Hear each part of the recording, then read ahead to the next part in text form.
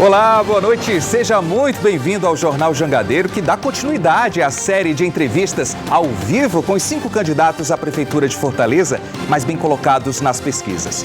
Hoje é a vez do candidato André Fernandes, do PL. Boa noite, candidato. Boa noite, Julião. Boa noite a você que está nos assistindo. E olha, o jornalista Yuri Costa, âncora da Rádio Jangadeiro Band News FM 101,7, que você já conhece, novamente divide aqui a entrevista comigo. Boa noite. Boa noite, Leão. Boa noite, candidato. Candidato, a partir de agora o senhor tem 30 minutos para responder aos nossos questionamentos, tá? A gente tem visto o senhor, pela campanha, conversando muito com a população, ouvindo as pessoas. Com base nessa escuta que o senhor tem feito, qual a prioridade de Fortaleza que deve ser sanada caso o senhor chegue à cadeira de prefeito? Olha, as duas prioridades são sempre saúde e segurança, né? Então, não tem como a gente dizer que é uma ou outra, são sempre as duas e estão no mesmo nível. Hoje o povo de Fortaleza não tem mais aquela certeza de que sairá de casa e voltará para casa vivo. Do mesmo jeito que a pessoa também se revolta ao saber que ela passa 2, 3 meses para conseguir uma senha no posto de saúde para agendar uma consulta, uma simples consulta para 5, 6 meses depois. Ou seja, é uma fila enorme, é uma espera enorme. E essas são as duas demandas que eu mais tenho ouvido aqui em Fortaleza. Essa é a primeira disputa do senhor para cargo executivo, né? E uma das críticas que os opositores, os adversários fazem é da falta de experiência, né? Como é que o senhor tem respondido a essas críticas? Todo mundo que entra na experiência como poder executivo antes não executou. Assim foi o ex-prefeito Roberto Cláudio, que tinha sido somente deputado, ex-prefeita Luiziane, que tinha sido vereadora e deputada, ex-prefeito Ciro Gomes, que também só tinha sido deputado. Então, todos eles começaram uma vida aí na política, passando pelo parlamento, e eu posso dizer que tenho mais currículo na vida pública política do que esses 3 ex-prefeitos que eu acabei de citar, onde eles só estiveram como vereador, deputado estadual, estive como deputado estadual e deputado federal. Talvez a crítica, então, pela idade.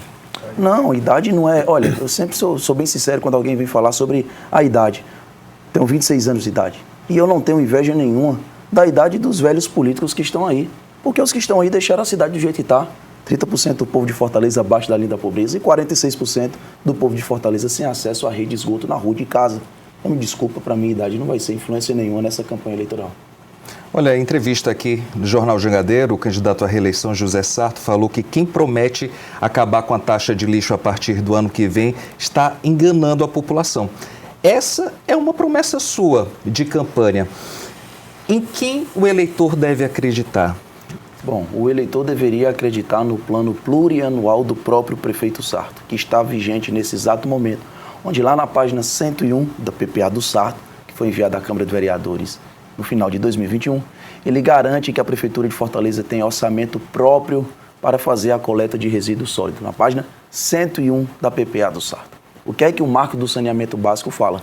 Autoriza que as prefeituras que não têm orçamento próprio possam criar. Não é que ele obrigue. E nesse caso, o prefeito Sarto sim é quem está enganando o povo de Fortaleza, dizendo que foi obrigado a criar a taxa do lixo por causa do marco. Isso é mentira, é tanto que nós temos a grande maioria das prefeituras no estado do Ceará que não tem a taxa do lixo e nem criarão. Então não iria de encontro a uma lei federal como o prefeito Com toda certeza não. A lei do marco do saneamento básico, que foi sancionado em julho de 2020, autoriza as prefeituras, no prazo de 12 meses, façam um estudo técnico-financeiro e comprove que não tem orçamento próprio para fazer a coleta de resíduos sólidos. Foi o que a Prefeitura de Fortaleza fez, na contramão do que o marco do saneamento básico fez. Primeiro que o marco pediu 12 meses, ou seja, em julho de 2021 esse prazo se acabou. Em dezembro de 2021, o prefeito mandou para a Câmara de Vereadores a sua PPA. Para quem não sabe o que é o plano plurianual, é aquele plano de 4 anos que começa do 2º ano do seu mandato e vai até o 1º ano do seu sucessor. Em 2021 era o 1º ano do Sarto, ele ainda estava cumprindo o último ano do PPA de Roberto Cláudio e ele enviou à Câmara de Vereadores a sua PPA. Lá no seu plano plurianual, volto a dizer na página 101, o prefeito de Fortaleza garante que a prefeitura não só dará prosseguimento à gestão exitosa, está lá no documento, de coleta de resíduos sólidos em residências, como ampliará e comprova que tem recurso próprio para fazê-lo. Um ano depois, ao final de 2022, é que ele envia a proposta da criação da taxa do lixo para a Câmara de Vereadores, na contramão da sua PPA, que está vigente, e na contramão do que o marco do saneamento básico exigiu. Então, a taxa do lixo hoje ela é ilegal e eu vou revogar. E o que está faltando para Fortaleza ser uma cidade limpa, para que as pessoas não encontrem esse lixo nas calçadas? O que está faltando, então? Eu sempre venho dizendo, e é algo que o governador também de São Paulo, que eu considero o melhor e maior gestor do país, diz: a melhor destinação do recurso público é aquela que é feita de forma descentralizada.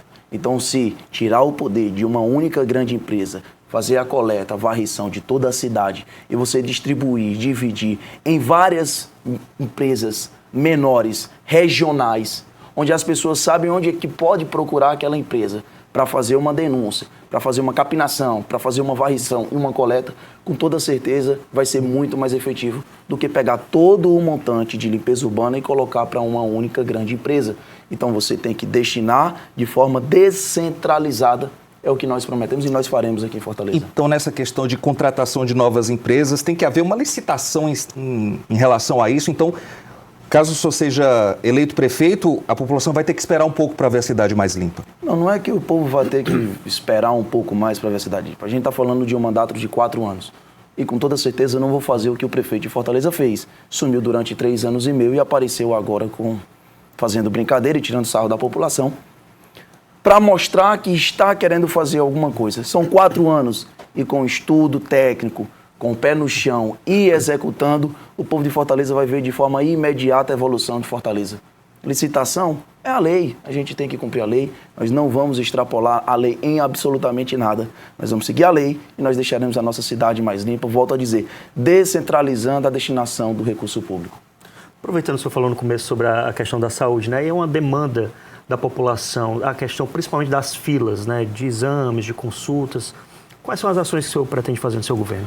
Olha, exatamente o que o secretário de Saúde do município de São Paulo, Wilson Polara, fez lá em 2017, quando chamou a iniciativa privada para fazer parceria, para fazer convênio. Depois que nós começamos a falar isso, todos os outros candidatos, os demais candidatos copiaram e começaram a falar a mesma coisa. Só que, se ao invés de eu pegar um recurso para construir uma nova grande estrutura, se eu pegar todo esse valor e chamar, por exemplo, uma clínica popular para fazer um atendimento, para fazer uma simples consulta e colocar o povo para ser atendido de forma gratuita, eu vou estar evitando o gasto absurdo com prédio, com manutenção, com equipamentos que são caríssimos. Estarei pagando para o povo fazer uma consulta, fazendo convênios entre a prefeitura e a iniciativa privada. Então funciona, temos vários exemplos desses, acabei de falar o Wilson Polara, 2017, e também Tarcísio, atualmente, ele está fazendo isso lá em São Paulo e é o que nós faremos aqui. Chama a iniciativa privada, faz parceria, faz convênio, ao invés de construir novas grandes obras, bota o povo para ser atendido naquilo que já existe. Na clínica particular, na clínica popular, vai funcionar. Um dado interessante, lá em 2017, quando o Wilson Polara colocou o que ele chamou de Corujão da Saúde de São Paulo, tinha 1.400 dias para a fila de exame de imagem no município de São Paulo. Chamou as clínicas particulares e contratou o seu horário ocioso. Ou seja, aquele que não tem muita gente usando. Porque quem tem dinheiro de pagar, geralmente escolhe a hora que vai, né? Se eu posso pagar, então eu vou ali na hora do almoço, depois trabalho, de manhãzinha bem cedo. Mas quem não tem o dinheiro de pagar, vai na hora que eles lá agendam, né? Então, geralmente essas clínicas particulares funcionam de 6 da manhã à meia-noite, na sua integralidade. Porém, durante a madrugada não funcionava. Então a prefeitura chamou, contratou o horário da madrugada bem mais barato, ou seja, gerando emprego e renda, e não é só médico, balconista, recepção, vigilante, enfim, todo o corpo técnico passou a colocar o povo para ser atendido durante a madrugada em uma fila que era de 1.400 dias, foi zerada em 83. Então funciona. Ah, André, mas você está querendo fazer o que foi feito lá em São Paulo, em Fortaleza? Eu estou. Porque a gente tem que ser exemplar naquilo que dá certo. Como é que é isso? A pessoa tem um voucher para ir até a clínica ou é via posto de saúde? Como é que funciona na prática? São duas isso? coisas diferentes. Existe a clínica popular, que é para você fazer uma consulta, e existe uma clínica particular para fazer um exame específico, no caso, o exame de imagem. Sim. Em ambos os casos, a administração, sabendo que tem aquele convênio com aquelas clínicas particulares ou clínicas populares, elas estarão aptas a receber a senha para aquela pessoa ser atendida. Então, simplesmente a pessoa procura, vai ser encaixada e ela vai dizer, ao invés de eu ser atendido no posto de saúde daqui a 6 meses, eu vou ser atendido daqui a 15 dias na clínica popular, que tem aqui ao lado da Santa Casa da Misericórdia. Entende? Então, elas estarão aptas para atender o povo de forma gratuita. Certo. Como se fosse cadastrado no setor público, só que sendo particular. E o que a prefeitura faz é pagar a consulta, e não o prédio e toda a construção. Então, a consulta em si fica no posto de saúde? Não, para pedir uma senha pode ser no posto de saúde. E aí, só para entender como é que funciona hoje, você vai no posto de saúde, Você pega uma senha para você fazer uma consulta. Sim. Hoje, o que é que o povo enfrenta? Passa 2, 3 meses para conseguir a senha.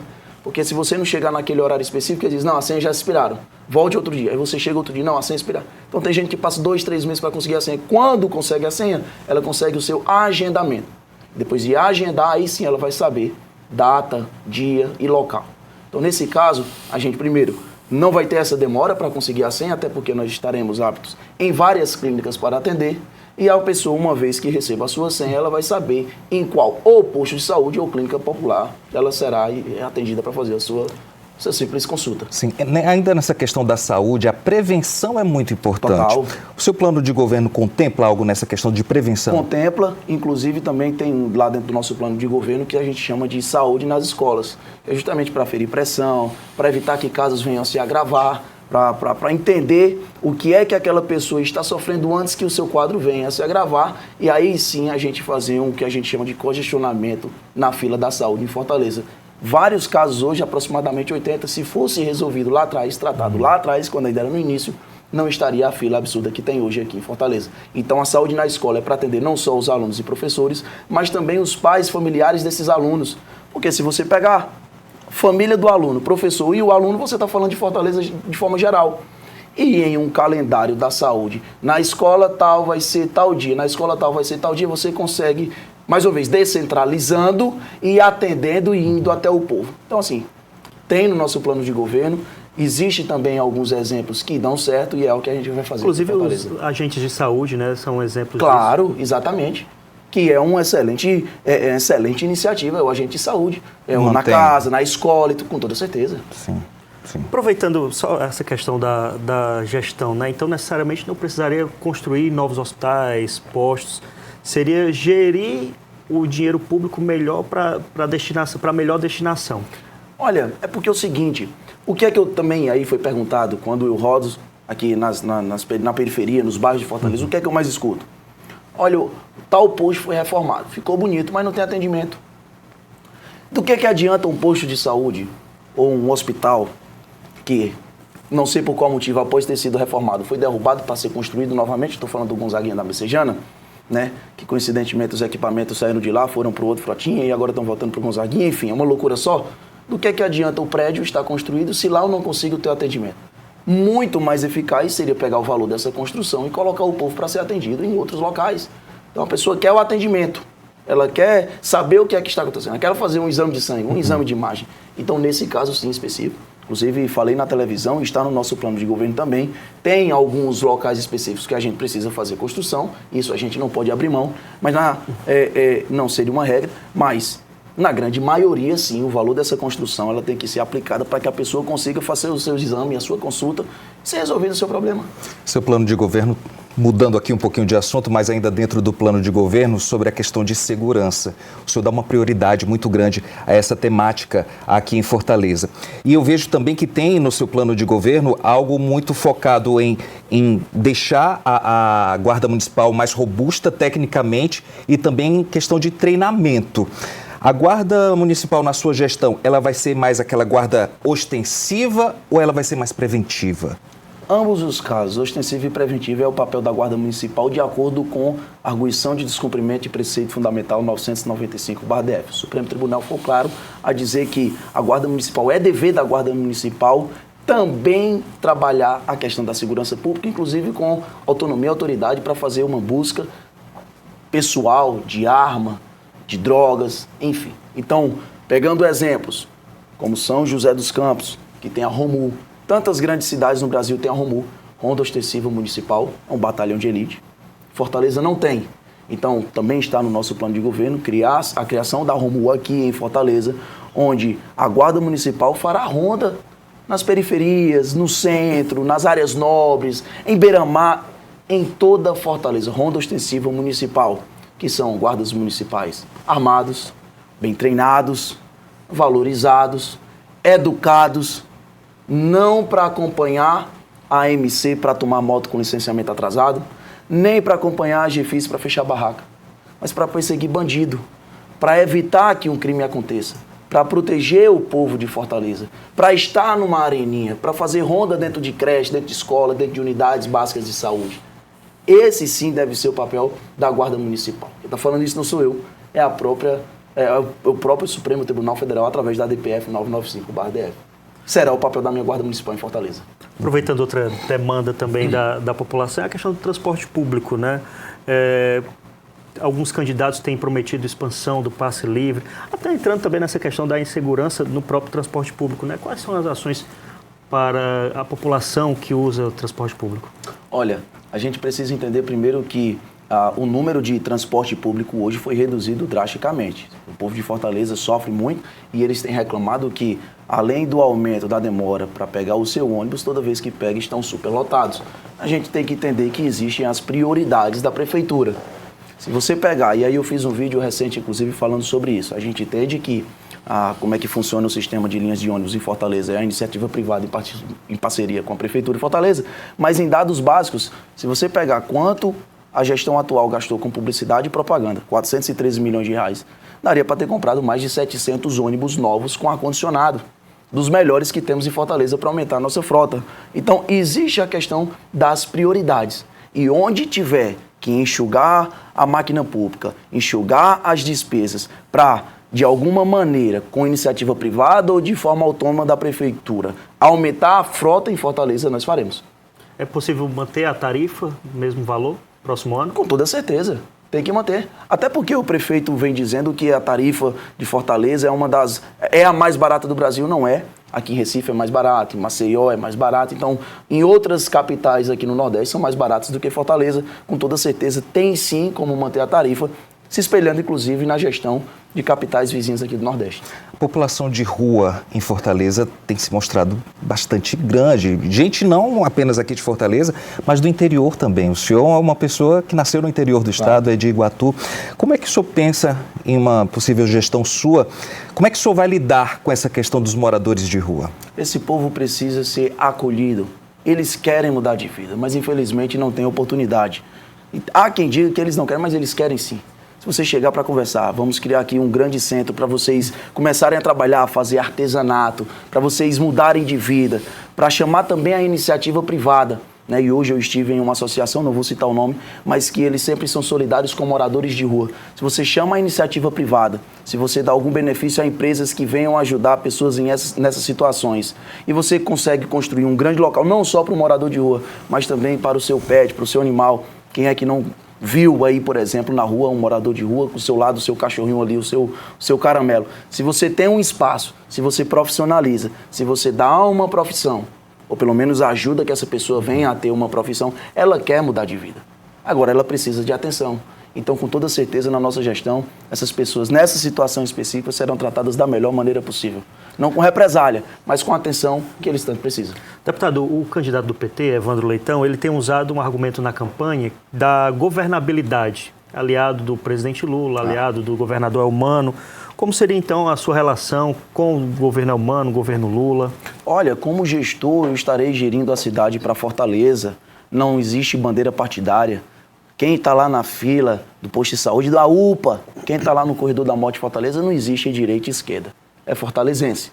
E eu, como gestor, irei gerir a cidade para todos. Então, se tiver que bater na porta do governador, tiver que bater na porta de qualquer ministério, do presidente, seja lá quem for, eu baterei, eu pedirei ajuda. Porque, como gestor de Fortaleza, eu estarei lutando e trabalhando como servidor público pelo povo de Fortaleza, independente de partido. Então, se me perguntar como vai ser a sua governabilidade, será excelente. Agora, se do outro lado, porventura, por causa de bandeira partidária, eles se recusarem a ajudar, ou virarem as costas para Fortaleza, eles estarão sendo antirrepublicanos. Mas, sendo bem sincero, não acho que isso vai acontecer. Basta pegar como exemplo o governador de São Paulo, e eu acho bom usar esse exemplo, o governador de São Paulo, Tarcísio, que foi eleito com uma postura mais anti-PT e que bateu, inclusive, no presidente Lula. Todas as vezes que o governador de São Paulo precisou ir até Brasília, conversar com o ministro ou conversar com o próprio presidente, ou pedir ajuda para encaixar em algum plano do governo da União lá em São Paulo, ele foi atendido. Político, ele teme a população. Então, se o político perceber que o que ele vai fazer ali vai atingir diretamente a população e que aquilo ali pode se reverter contra eles, eles atenderão.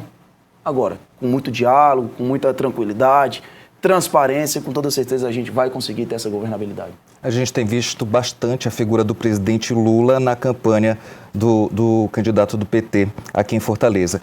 O senhor trouxe Bolsonaro, né, que é seu aliado nesse momento da eleição aqui em Fortaleza, mas a gente não vê a figura do Bolsonaro tanto na sua campanha, nas suas ações de campanha. Por que isso acontece? Talvez não estejam olhando direito. Se você rodar a cidade de Fortaleza, você vai perceber que mais da metade das minhas bandeiras está lá André e Jair Bolsonaro. Os adesivos de carro também André e Bolsonaro. Se entrar nos nossos comitês, temos 6 em Fortaleza, está lá o André e o Bolsonaro. Então, quando alguém chega para mim e diz que não tem visto tanto eu usando a imagem de Jair Bolsonaro, eu tenho dito que a pessoa não tem procurado da maneira correta. Mas está na mesma medida que o candidato não, até do PT? Não, até porque a candidatura dele não é um grau de medição para mim.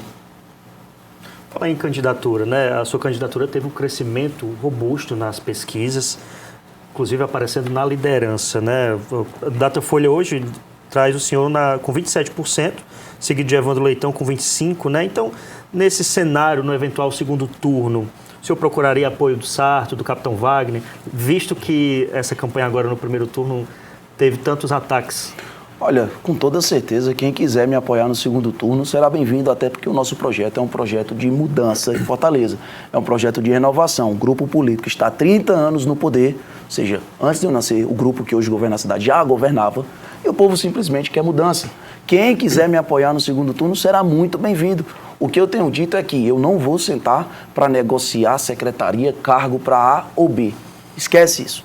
O meu projeto aqui é devolver Fortaleza ao povo fortalezense. Eu não vou estar sentado em mesa para lotear o espaço público. Agora, quem quiser vir ao nosso lado, porque acredita no projeto de mudança, porque acredita que o projeto com o André na prefeitura vai ser um projeto que trará liberdade à Fortaleza, será muito bem-vindo. Se fosse no cenário Capitão Wagner, no segundo turno, o senhor apoiaria Capitão Wagner? Eu não vejo previsão nenhuma, nem possibilidade disso acontecer. Então não tem como falar disso. Entendi. O senhor falou agora da questão de cargos, de secretarias.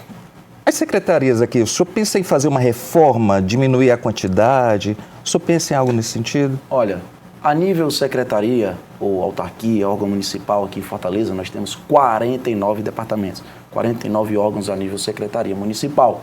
Nós temos, por exemplo, ADENFOR. Talvez se eu perguntar para você que está me assistindo nesse momento o que significa ADENFOR, você não vai saber responder. De fato, cada dia que passa, o prefeito e o antecessor dele também cria mais e mais secretarias para colocar aliados políticos para fazer o que eles chamam de governabilidade com mais partidos, para fazer maior palanque nas suas campanhas eleitorais. O que é a ADENFOR? Agência de Desenvolvimento da Economia do Mar de Fortaleza. Talvez nesse momento quem está me assistindo vai dizer assim, caramba, não é possível que isso aconteça. É verdade. Se você entrar lá no site da prefeitura, você verá. Você vai ver, entrando também no site da prefeitura, que, diferente de, por exemplo, Curitiba, que tem uma única secretaria que cuida de orçamento, finanças e licitação, até porque se trata do mesmo assunto, aqui em Fortaleza a gente tem Secretaria de Finanças, a gente tem Secretaria de Orçamento e a gente tem uma Central de Licitações, que é também a nível secretaria. Por que que tem 3, se em outros municípios, do qual a gestão é exitosa, só é uma? Então, sim, está no nosso plano de governo enxugar e reduzir de 49 para 27. Isso inclui as regionais, que antes, lá no plano de Juraci, quando foi desburocratizar e criar 6 prefeiturinhas para o povo ter um acesso direto e fácil para resolver qualquer problema, qualquer demanda daquela região, foi exitosa a reforma que o saudoso Juraci Magalhães fez. Entra Roberto Cláudio, aumenta de 6 para 7 regionais. Entra Sarto, aumenta para 12. Não achando o suficiente as 12 regionais, cria a 13ª, SEGE, Secretaria das Regionais. E hoje, ao invés de ser desburocratizado, a pessoa simplesmente ir na regional e resolver o seu problema, ela vai na regional, a regional pede autorização à SEGE, a SEGE pede autorização à prefeitura e a prefeitura diz se vai acontecer ou não. Desburocratizou e encareceu o sistema do serviço público em Fortaleza. Então, na nossa reforma administrativa, voltará a ser 6 regionais e, ao todo, de 49 será reduzido para 27. E que fique registrado, eu não vou tirar nada do que você já tem. Pelo contrário, eu vou te dar aquilo que você nunca teve. Reduzindo os custos com o governo, estaria mais orçamento para gastar com o povo. Candidato, o senhor tem recebido vários ataques também baseados em vídeos seus do passado, quando era youtuber, que supostamente atacaria mulheres, participando de um desafio que foi associado ao uso de entorpecente, né? O senhor tem dito que foi coisa de adolescente. O que o André de hoje falaria para o André daquela época? Olha, que fique registrado, isso foi uma fase de adolescente. Eu era um youtuber. Aliás, cheguei a ganhar muito dinheiro na época como youtuber. Mesma época em que conheci a minha atual esposa, comecei a namorar ainda com 14 anos de idade, já era minha primeira paquerinha, foi minha primeira namorada, única namorada, casei. Ou seja, desde aquela adolescência até hoje a minha vida foi André, youtuber, estudante, passou em concurso público da Polícia Militar, com 18 anos de idade, com 20 anos foi eleito deputado estadual mais votado, com 24 anos eleito deputado federal mais votado e hoje estou aqui candidato a prefeito de Fortaleza. Aquilo ali foi uma fase da minha adolescência, assim como qualquer outro adolescente. Então, assim, gente usar esse tipo de ataque para trazer como se fosse algo atual, inclusive a Justiça Eleitoral proibiu outro candidato de falar desses assuntos, eu acho primeiro que seja um jogo muito baixo, não vou baixar esse nível. E esses ataques, ainda bem que o povo de Fortaleza é inteligente e está percebendo que são ataques não contra o André, mas contra um adolescente de 14, 15 anos de idade. Então foi uma fase superada na minha vida, me casei, fui aprovado com o concurso da Polícia Militar, estou aqui hoje para gerir a 4ª capital do país. Eu queria voltar um pouco no assunto de saúde, porque a gente está vendo algumas doenças que já tinham sido erradicadas voltando, sarampo, poliomielite, que é a paralisia infantil, e o município ele é um ator importante na questão da vacinação, principalmente das crianças. Como é que isso vai funcionar no seu governo? Prioridade é vacinação, 100%. Ótimo. Candidato, eu queria falar um pouco sobre o incentivo ao empreendedorismo, né? A gente tem nos bairros as pessoas que tentam tocar a vida, carrinhos, enfim, como incentivar esses pequenos empreendedores? Olha, está lá no nosso plano de governo 2 coisas muito interessantes que serão atuações diretamente na periferia. Primeiro, as nossas zonas francas. Zona Franca é um nome, obviamente não precisa ser igual é feito em Manaus, Buenos Aires, etc. Mas é um espaço onde eu pego uma região periférica, por exemplo.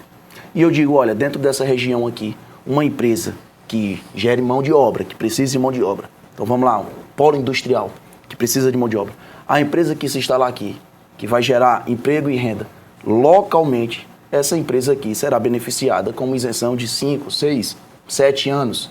Na prática, o que vai acontecer é que a empresa se instalará naquele local e estará gerando emprego e renda para aquela localidade específica. Ou seja, a empresa vai fazer questão de que seja instalada lá, assim beneficiando toda aquela região periférica. Esse é um dos nossos projetos. Nós temos também o nosso cinturão da prosperidade, que é criar grandes corredores com lojas, gastronomia, centros culturais em 5 regiões periféricas de Fortaleza, levando a renda, gerando emprego, fazendo a economia girar naquela localidade. Já existe em outros locais, em São Paulo existe isso, e é o que nós queremos trazer aqui em Fortaleza, porque a gente dá oportunidade. Muitas vezes é falado sobre combater o crime, mas pouco é falado sobre dar uma alternativa ao jovem que termina o ensino médio, não está profissionalizado, não consegue o seu primeiro emprego, e também nós temos o programa, a iniciativa da primeira oportunidade, que é a prefeitura ajudando as empresas que deem a primeira oportunidade para o jovem, acabou de sair do ensino médio, entrega seu currículo na iniciativa privada, geralmente é recusado porque não tem experiência. Então a prefeitura vai ajudar que esse jovem tenha a sua primeira oportunidade. E além dessa ajuda, essa renda gerada localmente é uma alternativa para que aquele jovem não venha entrar no mundo do crime. E sendo bem franco, até quem está no mundo do crime não quer que o seu filho siga o seu rumo, o seu caminho.